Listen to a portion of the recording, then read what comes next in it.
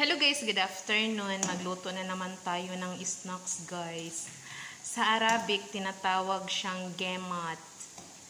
Tapos, ito ang niluto ko ngayon guys. Snacks nila. Ganito lang guys, hanggang mag-brown. And then, ilagay siya dito. Marami na akong nagawa guys.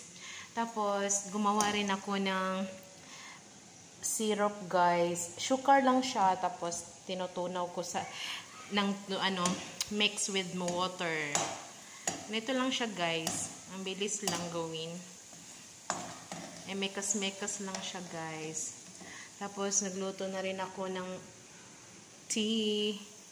Lagyan ko pa siya ng sugar at saka milk.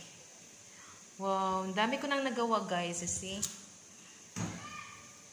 Ito lang siya guys, prito-prituhin lang. Gemat ang tawag nito guys sa Arabic. Thanks for watching guys.